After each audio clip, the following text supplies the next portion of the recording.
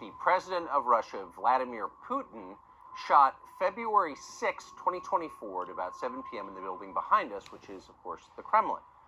The interview, as you will see if you watch it, is primarily about the war in progress, the war in Ukraine, how it started, what's happening, and most pressingly, how it might end. One note before you watch. At the beginning of the interview, we asked the most obvious question, which is, why did you do this? Did you feel a threat, an imminent physical threat? And that's your justification. And the answer we got shocked us. Putin went on for a very long time, probably half an hour, about the history of Russia going back to the 8th century. And honestly, we thought this was a filibustering technique and found it annoying and interrupted him several times. And he responded he was annoyed by the interruption. But we concluded in the end, for what it's worth, that it was not a filibustering technique. There was no time limit on the interview. We ended it after more than 2 hours. Instead, what you're about to see seemed to us sincere, whether you agree with it or not. Vladimir Putin believes that Russia has a historic claim to parts of Western Ukraine. So our opinion would be to view it in that light, as a sincere expression of what he thinks. And with that, here it is. Mr. President, thank you. On February 22nd, 2022, you addressed your country in a nationwide address when the conflict in Ukraine started. And you said that you were acting because you had come to the conclusion that the United States, through NATO, might initiate a, quote, surprise attack on our country. And to American ears, that sounds paranoid. Tell us why you believe the United States might strike Russia out of the blue. How did you conclude that? It's not that America, the United States, was going to launch a surprise strike on Russia. I didn't say that. Are we having a talk show or a serious conversation? Here's the quote. Thank you. It's a formidable, serious talk. Because your basic education is in history, as far as I understand. Yes. So if you don't mind, I will take only 30 seconds or 1 minute to give you a short reference to history for giving you a little historical background. Please. Let's look where our relationship with Ukraine started from. Where did Ukraine come from? The Russian state started gathering itself as a centralized statehood, and it is considered to be the year of the establishment of the Russian state in 862, when the townspeople of Novgorod invited a Varangian prince, Rurik, from Scandinavia to reign. In 1862, Russia celebrated the 1000th anniversary of its statehood. And in Novgorod, there is a memorial dedicated to the 1000th anniversary of the country. In 882, Rurik's successor, Prince Oleg, who was actually playing the role of regent at Rurik's young son, because Rurik had died by that time, came to Kiev.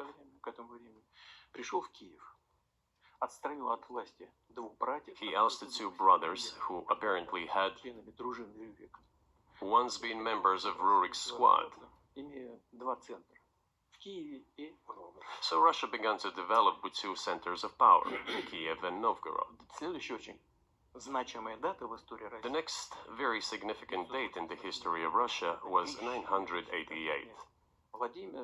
This was the baptism of Russia, when Prince Vladimir, the great-grandson of Rurik, baptized Russia and adopted Orthodoxy, or Eastern Christianity. From this time, the centralized Russian state began to strengthen. Why? Because of the single territory, integrated economic ties, one and the same language, and, after the baptism of Russia, the same faith and rule of the prince. The centralized Russian state began to take shape. Back in the Middle Ages, Prince Yaroslav the Wise introduced the order of succession to a throne. But after he passed away, it became complicated for various reasons. The throne was passed not directly from father to eldest son, but from the prince who had passed away to his brother, then to his sons in different lines. All this led to the fragmentation and the end of Rus as a single state. There was nothing special about it. The same was happening then in Europe.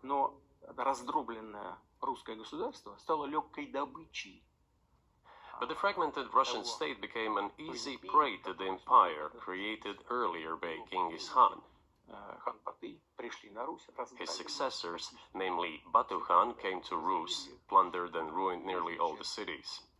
The southern part, including Kiev, by the way, and some other cities simply lost independence, while northern cities preserved some of their sovereignty. They had to pay tribute to the horde, but they managed to preserve some part of their sovereignty. And then a unified Russian state began to take shape with its center in Moscow. The southern part of Russian lands, including Kiev, began to gradually gravitate towards another magnet, the center that was emerging in Europe. This was the Grand Duchy of Lithuania. It was even called the Lithuanian-Russian Duchy, because Russians were a significant part of this population. They spoke the old Russian language and were Orthodox. But then there was a unification, the union of the Grand Duchy of Lithuania and the Kingdom of Poland. A few years later, another union was signed, but this time already in the religious sphere. Some of the Orthodox priests became subordinate to the Pope. Thus, these lands became part of the Polish-Lithuanian state.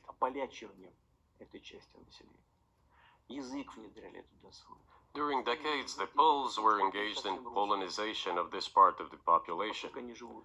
They introduced their language there, tried to entrench the idea that this population was not exactly Russians, that because they lived on the fringe, they were Ukrainians.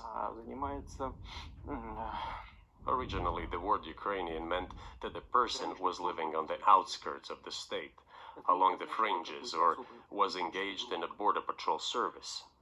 It didn't mean any particular ethnic group. So the Poles were trying to, in every possible way, to colonize this part of the Russian lands and actually treated it rather harshly, not to say cruelly. All that led to the fact that this part of the Russian lands began to struggle for their rights. They wrote letters to Warsaw demanding that their rights be observed and people be commissioned here, including to Kiev. I beg your pardon, could you tell us what period? I'm losing track of where in history we are. The Polish oppression of Ukraine. It was in the 13th century.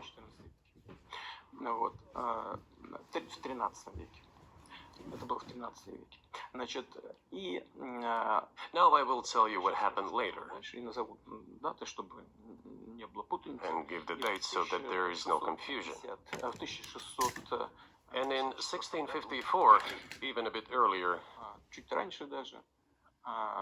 the people who were in control of the authority over that part of the Russian lands addressed Warsaw, I repeat, demanding that they send them to rulers of Russian origin and Orthodox faith. When Warsaw did not answer them, and in fact rejected their demands, they turned to Moscow, so that Moscow took them away. So that you don't think that I'm inventing things, I'll give you these documents. Well, it doesn't sound like you're inventing it. I'm not sure why it's relevant to what happened 2 years ago. But still, these are documents from the archives, copies. Here are the letters from Bogdan Khmelnytsky, the man who then controlled the power in this part of the Russian lands that is now called Ukraine. He wrote to Warsaw demanding that their rights be upheld. And after being refused, he began to write letters to Moscow, asking to take them under the strong hand of the Moscow Tsar. There are copies of these documents. I will leave them for your good memory. There is a translation into Russian. You can translate it into English later. Russia would not agree to admit them straight away, assuming that the war with Poland would start. Nevertheless, in 1654, the Pan-Russian Assembly of top clergy and landowners, headed by the Tsar, which was the representative body of the power of the old Russian state, decided to include a part of the old Russian lands into Moscow Kingdom. As expected, the war with Poland began. It lasted 13 years, and then in 1654, a truce was concluded. And 32 years later, I think, a peace treaty with Poland, which they called Eternal Peace, was signed. And these lands, the whole left bank of Dnieper, including Kiev, went to Russia. And the whole right bank of Dnieper remained in Poland. Under the rule of Catherine the Great, Russia reclaimed all of its historical lands, including in the south and west. This all lasted until the revolution. Before World War I, Austrian General Staff relied on the ideas of Ukrainianization and started actively promoting the ideas of Ukraine and the Ukrainianization.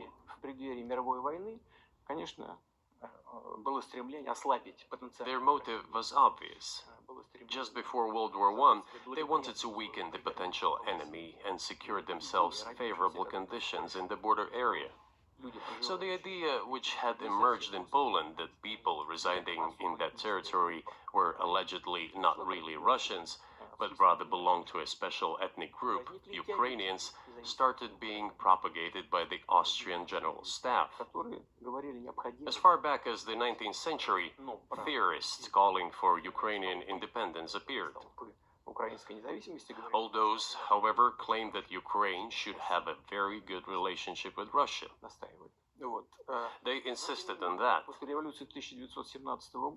After the